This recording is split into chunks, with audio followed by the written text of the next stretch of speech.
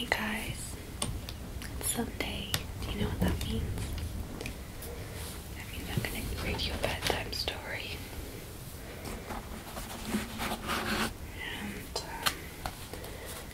at the moment it's quite exciting. Today it will be very exciting in the next episode of Adolphus Tips. You can watch all the other episodes right now because they're on the screen. Okay. So we were on Friday, February the 11th, 1944.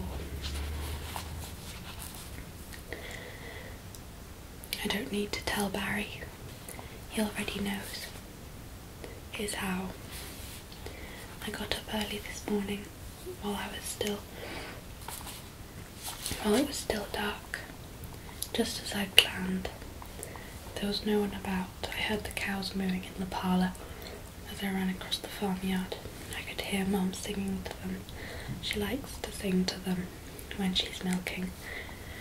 She thinks it makes them happy, and she likes them happy because they give more milk. I scrambled through the wire in my usual place, out of sight of the farmhouse, and ran across the fields. After a while I stopped to catch my breath and to call out for tips and to listen.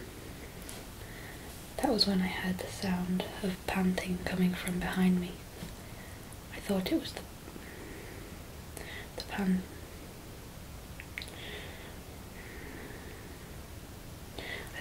guard dog again, coming at me from out of the darkness, coming fast. And I went numb all over with fear. But it wasn't.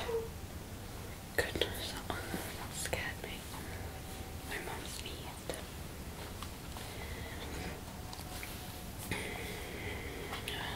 But it wasn't the dog that came out of the darkness. It was Barry. And he was angry at me. Angry like I'd never seen him.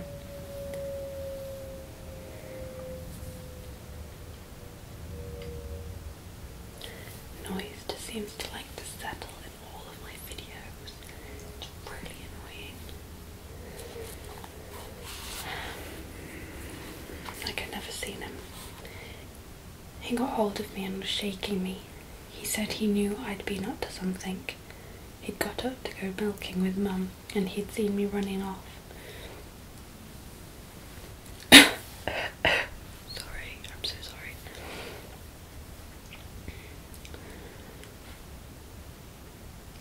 He was shrieking at me. "What do you think you're doing, Lily? It's dangerous. You shouldn't be here. It's going to be a battlefield. Live ammunition, Lily. Shells, bombs, bullets. There's signs up everywhere. Danger, live firing. Can't you read? You're not allowed." When he stopped his shouting and suddenly let me go. "You've been in here before.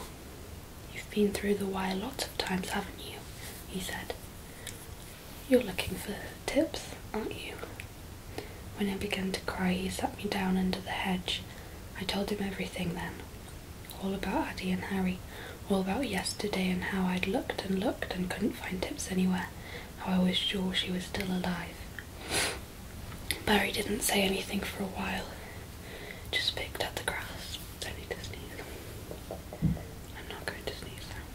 It's fine.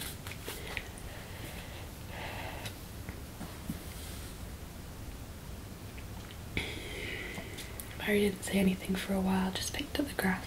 "You won't tell, will you?" I said. "Of course not," he replied. "What do you think I am?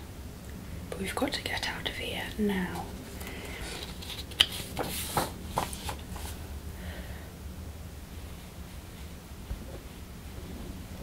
Sorry, I just felt like...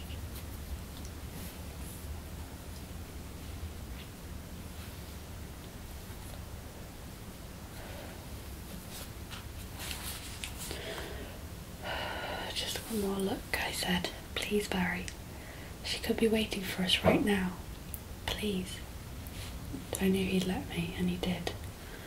As we walked across the fields together, the moon seemed to be floating on the sea. There were lots of ships in the bay, more than usual. In spite of the moonlight, the sky was darker out there over the sea than over the hills beyond the farm. Dawn was breaking there, no sun yet, only the grey beginning of the new day. All was quiet. We climbed the gate and stood there, just listening. We began to call for her softly at first, then a little louder, then as loud as we dared. There was no answer. There was no answering call, only an empty, eerie silence.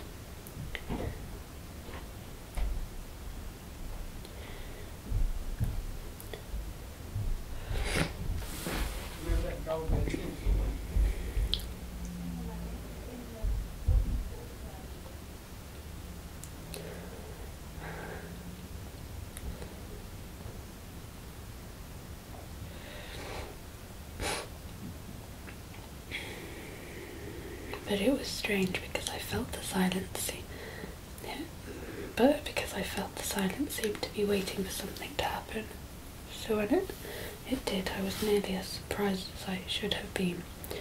Suddenly the sky was filled with bright orange and yellow flashes all along the horizon, and then there came a great roaring flow, followed by huge explosions, one after the other. Down on the beach in the village, exploding explosions that were coming closer and closer to us all the time. I could feel the ground shaking under my feet. Barry took my hand and we ran for our lives. But however hard we ran, the explosion seemed to be catching us up. I was screaming and screaming. I tripped and rolled over and over. And Barry fell off on top of me. Then the shell stopped, and we dared to stand up and look. In the thin light, I could see there were landing craft coming through the smoke towards the beach. 2 or 3 at first, then dozens of them. The soldiers leaping out of the water and charging up the beach, firing as they came. Barry pulled me to my feet, and we ran. It seemed like miles that we ran, but we didn't stop till we reached the wire. It was in such a hurry. I snagged my coat as I wriggled through, and Barry had to stop and unhook me. As we walked home together, I was shaking and speechless and breathless. At the back door, before we went in, Barry made me promise never again to go through the wire. I promised, and this time I meant it. Finally, she understands that she was being stupid. There's a picture.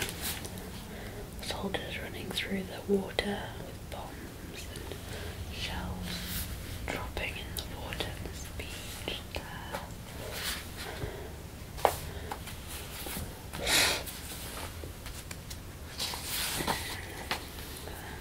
I really meant it.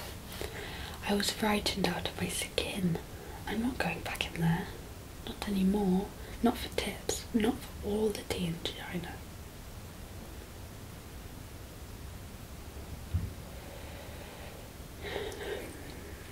All day at school, Barry and I kept looking at one another. Everyone was talking about the fireworks out at sea that morning. Everyone had heard it, or heard about it. But we'd been there. Miss Blumfeld said she thought it was likely to happen again and again. They have to practice, she told us. It's like anything, children. If you want to do something well, you have to practice. And if we want to win the war, if we do want Europe to be free again, then we want them to practice all they want, don't we? Uncle George's cat is back on my bed. He thinks he's taking Tips's place. Maybe he is, but only on my bed, never in my head. Hot. Mrs. Blumfeld was right. The Yanks, Thursday, February 24th. 1944. Mrs. Blumfeld was right. The Yanks are practicing almost every day now. Most days now you can hear the whoosh and thump, crump, crump of the bombs. In the distance, I was coming up the lane with Barry after school. Today, when we heard it again, it wasn't close enough to make the earth shake, not like before. Sorry, my nose is annoying. We were close enough to hear the cracking and spitting of rifle fire. And Barry said it sounded more like they were machine guns because they were firing so fast. It sounded to me like a whole orchestra of war. It was far away, but it was still frightening, and the strange thing was the birds were joining in too. It doesn't seem to frighten them at all.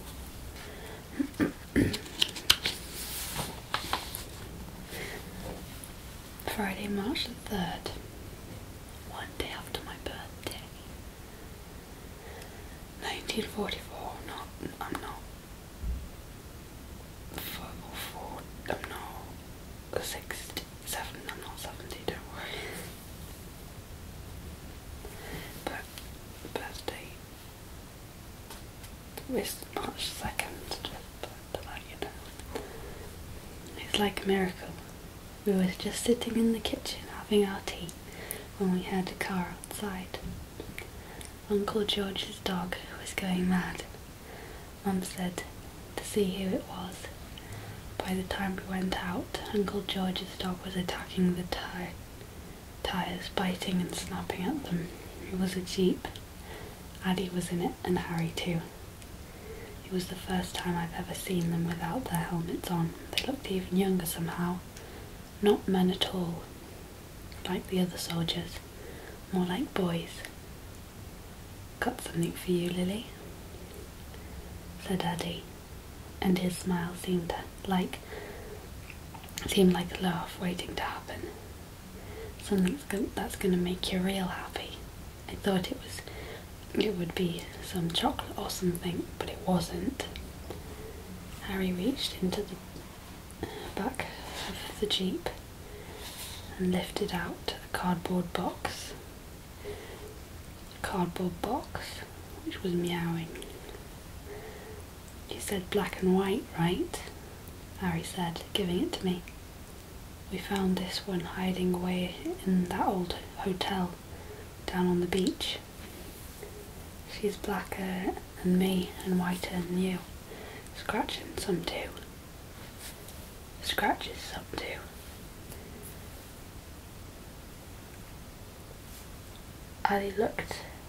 Addie took her and held her out to me. Guys, I'm seriously gonna bust my nose if it carries on. It's so annoying. I have such a bad cold. I think it's because I went out when it was raining yesterday.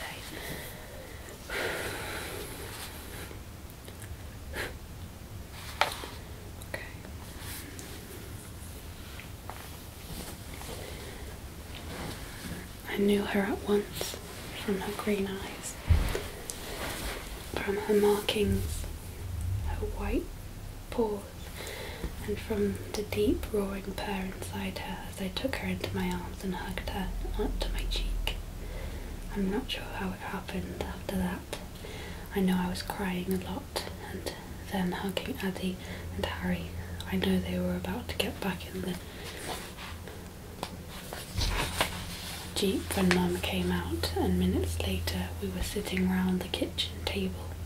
Addie, Harry, Grandfather, Uncle George, Mum, Barry and me, with Tips sharpening her claws on my lap, and then we were all having the happiest tea time of our lives. Mum got out the scones. I nearly said scones. and got out the scones and clotted cream. She said she had been, and scones and clotted cream she had been saving for Sunday. Addie and Harry had never had scones before. Barry got some cream on his nose and tried to lick it off with his tongue, and he couldn't, so he used the back of his hand and licked it. And everyone laughed, and no one talked about the war, not even Uncle George. They stayed until it was dark. I walked with Addie out to the jeep, Tibbs riding on my shoulder and clinging to me as if she would never let go. "Lily," he said quickly, "I gotta tell you, there was other cats, young ones, a whole family of them down in the old hotel place. From the looks of her and the looks of them, I reckon they were her family. Maybe too old to need mothering, but you'd better keep a good eye on her, else she could go right back to them. You understand me? She's here now. You keep her here." He stopped by the jeep and stroked Tips on the head. "I've had the best time, Lily, the best time since I left home," he said. And I asked him, when you go out in those boats and do those landings, is it dangerous? He didn't answer for a moment. They fire real live stuff over our heads, so I guess it is. But they do it so we can get used to it. They know what they're doing, I reckon. It'll be a whole lot hotter when we do it. It'll be a whole lot hotter when we do it for real over in France. That's for sure. "When will you go?" I asked. "Sooner the better," Addie said. "It's what we came over here for, Lily, so I just want to get on with it. Get it done and get back home." Then he and Harry were gone. I realised too late that I never ever said thank you. Grandfather was sitting with his feet in the oven this evening when he turned to me and said, "Lily, I never thought I'd hear myself say it, but those gum chewing Yanks are all right. They're all right." Uncle George's cat hasn't been seen since Tips arrived. Tips is queen around here now. She's taken over the whole house and my bed. She's lying spread out on my feet right now, flexing her claws and looking at me as I'm writing. She never takes her eyes off me, and Addie was right. She has had more kittens. It was some time ago, but I can still tell. I just hope her kittens are old enough to do without her. I can't let her go back to them. I just can't. It's so good to have her back. I feel like I'm purring inside, purring with happiness. I've been thinking, next time I see Addie, I'm going to ask him to bring her kittens home as well. Then Tips will be really happy, like me. And she won't even want to go running off to find them, will she? Tuesday, March the 7th, 1944. Tips has gone off again. It was Barry's fault. He left the back door ajar when we went to fetch the logs. I told him. I told everyone. She might make a run for it. But we had to be sure to keep her in. Tips must have slipped out behind his back, and we haven't been able to find her since. Barry says he was only gone for a few moments. I try not to blame him, for in my heart I do, but in my heart I do. I try not to blame him. probably should have been more careful.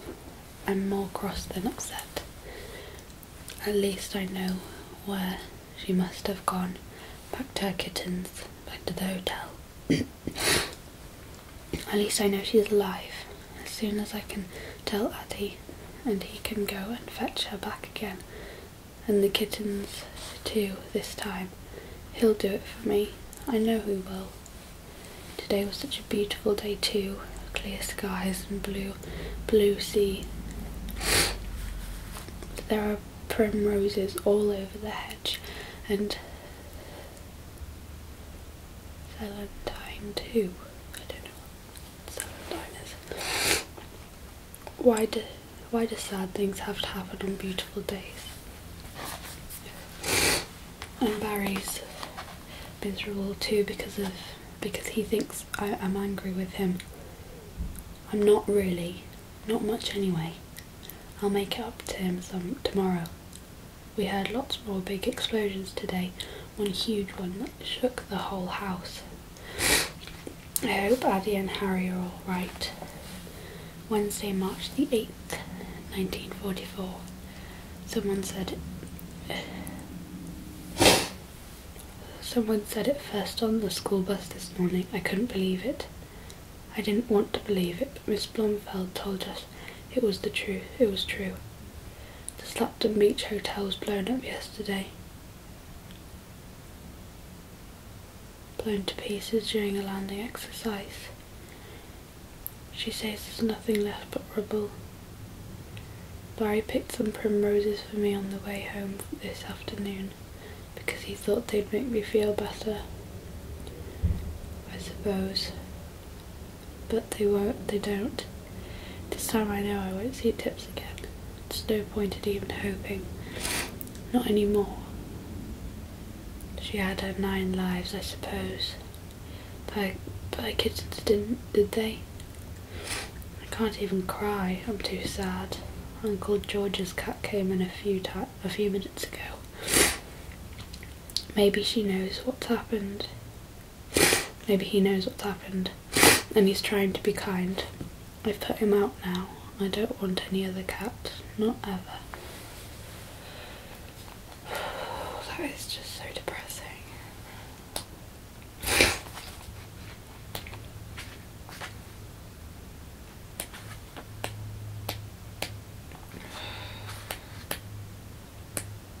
I keep hoping for a nice picture, but they're just... Well guys, that was really sad. Sorry. This is the last book Sunday before Christmas. See you next time. Hey guys. So today I'm going to be reading the next part of Adolphus Tips by Michael Mabago. And it's so exciting because next time I read it, it's going to be the last time before Christmas. Which is exciting because I really like Christmas. I'm so happy and fun. It's already Christmas now anyway, but it's going to be Christmas Day on that day, Wednesday, sorry,